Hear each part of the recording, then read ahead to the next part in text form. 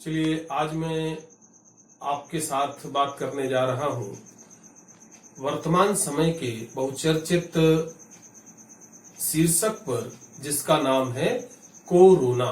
हम इस कोरोना शीर्षक पर बहुत ही विस्तार से और तर्क संबद्ध चर्चा करेंगे।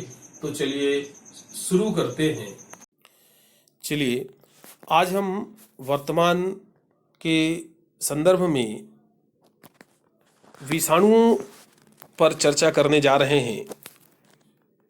विषाणु, जिसे अंग्रेजी में वायरस कहा जाता है, शब्द की उत्पत्ति लैटिन भाषा के शब्द वाइवम से हुई है, जिसका अर्थ है विकृत विष।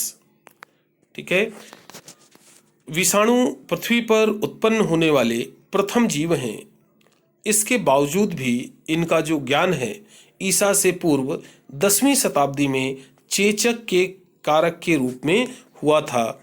सबसे पहले विषाणुओं की पहचान चेचक के कारक के रूप में की गई थी। विषाणु को सजीव एवं निर्जीव की संयोजक कड़ी माना जाता है, क्योंकि जीव शरीर से बाहर विषाणु एक रासायनिक पदार्थ तथा जीव शरीर के अंदर ये एक सजीव के समान व्यवहार करते हैं। इसका तात्पर्य यह है कि जैसे आपके घर में नमक होता है, वह डिब्बे में भरा सालों तक रखा रहता है, उसके बाद भी उसको कोई नुकसान नहीं होता है। जब आप सालों बाद भी डिब्बा खोलकर देखते हैं तो आपको नमक ही मिलता है, उसमें परिवर्तन नहीं होता। ठीक वैसा ही वायरस है। जिस पोषक से यह अपना पोषण प्राप्त करता है, यदि उसके शरीर से बाहर है तो यह वैसे ही पड़ा रहेगा, इसको कोई नुकसान नहीं होगा। और जैसे ही ये अपने पोषक के शरीर पर पहुंचेगा, किसी भी माध्यम के द्वारा तेजी से गुणन करना प्रारंभ कर देगा, अपनी संख्या को बढ़ाना शुरू कर देगा। संरचना की बात करें तो संरचनात्मक रूप से विषाणु न्यूक्लियो प्रोटीन अर्थात प्रोटीन एवं नाभिकीय अम्ल डीएनए या आरएनए से बने होते हैं। नाभिकीय अम्ल चारों ओर से प्रोटीन से घिरा होता है। पादप विषाणुओं में आरएनए एवं जंतु विषाणुओं में प्रायः डीएनए पाया जाता है। इससे यह साक्ष्य सामने आता है कि पादप विषाणु जंतुओं को और जंतु विषाणु पादपों को नुकसान नहीं पहुंचा सकते या उनमें रोग उत्पन्न नहीं कर सकते। हाँ, वर्तमान में कुछ ऐसे विषाणुओं की पहचान हुई है जो पादपों एवं जंतुओं दोनों में रोग उत्पन्न करने में सक्षम होते हैं या रोग उत्पन्न करते हैं। और ध्यान रखने वाली बात है कि विषाणुओं में गुणन के अतिरिक्त श्वसन, प्रकाश संश्लेषण एवं अन्य किसी भी प्रकार की जैविक प्रक्रियाएं नहीं होती हैं। ठीक है। तो ये जीवों से सर्वथा भिन्न है। सामान्य जो जीव हैं उनके जैसा व्यवहार नहीं करते हैं, इसलिए सामान्य जो जैविक बीमारियां हैं उनसे हटकर इनके द्वारा उत्पन्न की जाने वाली बीमारियां होती हैं। अर्थात आप यह कह सकते हैं कि इनमें संवेदनशीलता, प्रचलन एवं गति भी नहीं पाई जाती है। गति भी नहीं पाई जाती है अर्थात कोई भी वायरस आप तक चलकर नहीं आता, आप ही वायरस तक चलकर जाते हैं और फिर बीमार होने का दोष उस वायरस पर मढ़ देते हैं, जबकि उसकी कोई गलती नहीं है। आप खुद ही कहते हैं आ बैल मुझे मार, आप क्यों गए उसके पास? आप जब जाएंगे तो वह आपका उपयोग करेगा ही करेगा। तो वह आपका उपयोग ना करे, इसके लिए आप उससे उचित दूरी बनाकर रखें। आपको वायरस कभी नुकसान नहीं पहुंचाएगा। अर्थात इनमें संवेदनशीलता, प्रचलन एवं गति भी नहीं होती है ना। वायरस चल ही नहीं सकता, अपनी जगह को परिवर्तन कर ही नहीं सकता, क्योंकि उसके पास पैर होते ही नहीं है, ना पंख होते हैं जिनके माध्यम से वह आप तक पहुंचे। एक जीव से दूसरे जीव में विषाणु का संचरण निम्न माध्यमों से हो सकता है। माध्यम से ही होगा, चाहे कोई भी माध्यम से हो, जैसे संक्रमित वस्त्र, उपकरण, सिरिंज, सामूहिक प्रसाधन, रोपण, बीज एवं उपकरणों द्वारा, रोगवाहकों द्वारा, लैंगिक संपर्क एवं रक्त आदान, खांसने छींकने पर, वायु द्वारा, दूषित जल, मृदा इत्यादि द्वारा या सीधे संपर्क में आने से ही आप विषाणु रोग से ग्रसित हो सकते हैं। ठीक है। जब तक आप सीधे उसके संपर्क में नहीं आते हैं तब तक आपको विषाणु रोग होने की कोई संभावना नहीं होती है।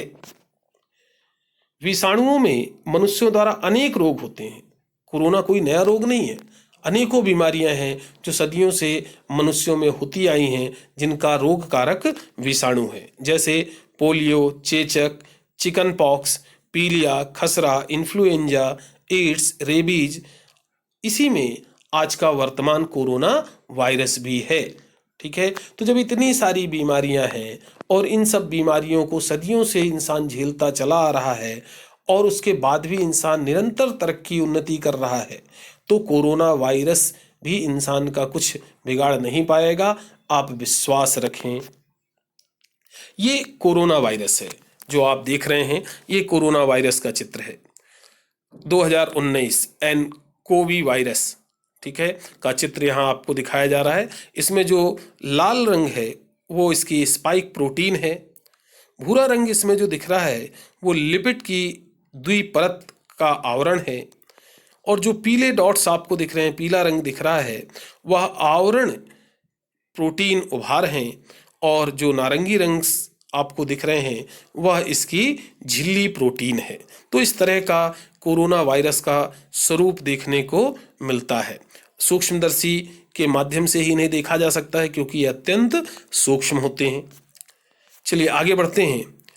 कोरोना वायरस के यदि हम वर्गीकरण की बात करें जीव विज्ञान की दृष्टि से, तो इसका अधिजगत वायरस है, जगत राइबोविरिया है, संघ अभी तक इसका निश्चित नहीं है अर्थात अनिश्चित है, गण नीडो विरालिस है, कुल कोरोना विरिडाए है, उपकुल आर्थो कोरोना विरिनाए में इसको रखा गया है।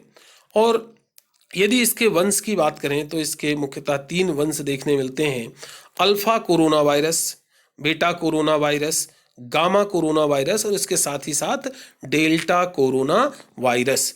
तो कोरोना कोई नई चीज़ नहीं है, बहुत पुरानी चीज़ है, बहुत पुराना वायरस है। केवल यह नया स्वरूप लेकर 2019 में सामने आया है, जिसकी वजह से इसे कोविड-19 का नाम दिया गया है। हाल ही में WHO ने इसका नाम कोविड-19 रखा है। ये जो है चीन के वुहान शहर से उत्पन्न होने वाला 2019 नोवेल कोरोना वायरस, यही जो समूह है इसी समूह के अंतर्गत आता है, जिसका वर्गीकरण आप यहाँ देख रहे हैं, है ना।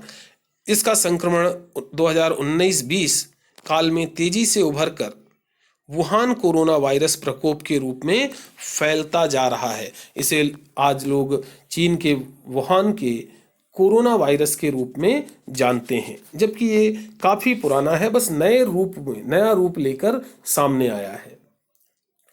कोरोना से बचाव के लिए मुख्यतः आपको इन 10 बातों का अनुसरण करना चाहिए जिससे आप कोरोना से बचें।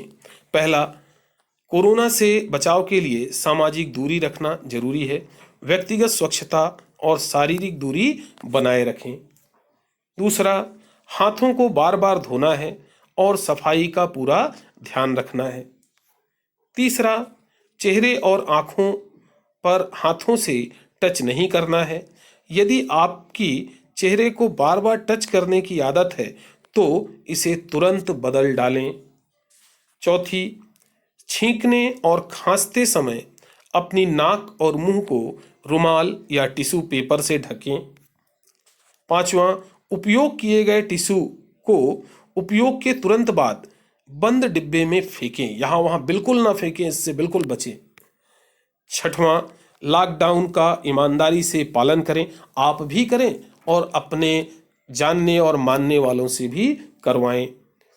सातवीं चीज़, अपने इम्यून सिस्टम को मजबूत बनाएं, जिसके लिए पौष्टिक आहार व योग को अपनी दिनचर्या में शामिल करें।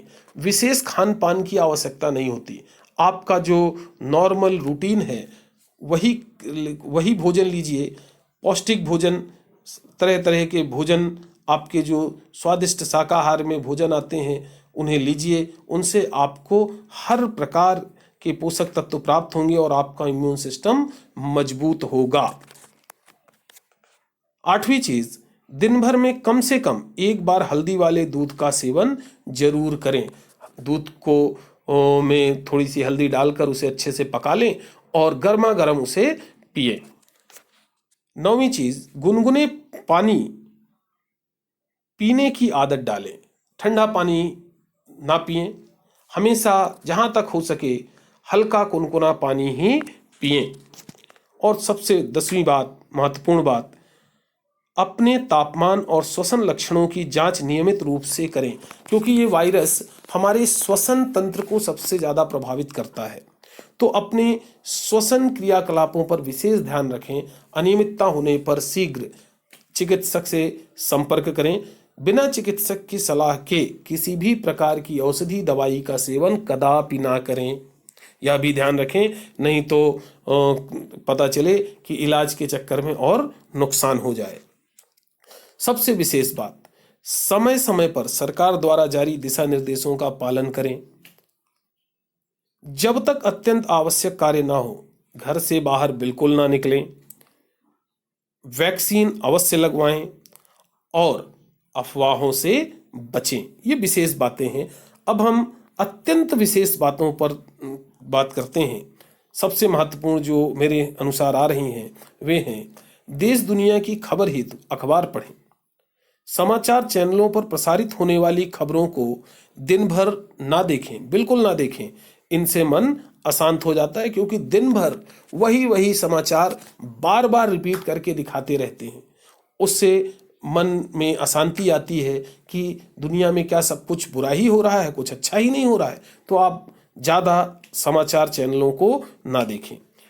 टीवी पर अधिक से अधिक मनोरंजक एवं ज्ञानवर्धक कार्यक्रम देखें। अनावश्यक समाचार बिल्कुल ना देखें, है ना। दिन भर नहीं तो समाचार लगा के बैठे हैं कि देखें क्या हो रहा है, कैसा हो रहा है, कोई ज़रूरत नहीं है ना।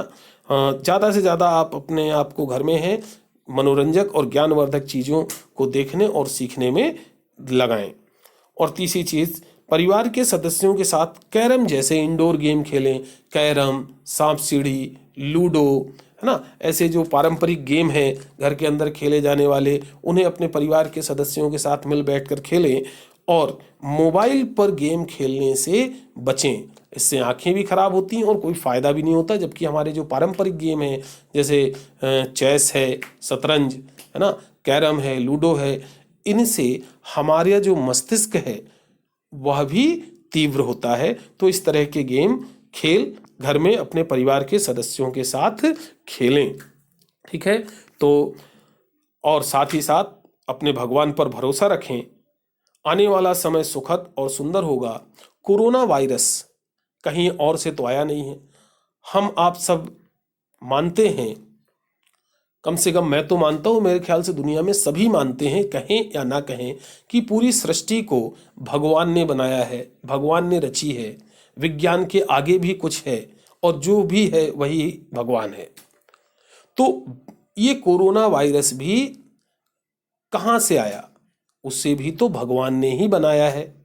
तो वह अपना काम कर रहा है, हम अपना काम करें और निश्चिंत रहें, विश्वास रखें अपने प्रभु पर, अपने भगवान पर, कि भगवान सब कुछ ठीक करेंगे।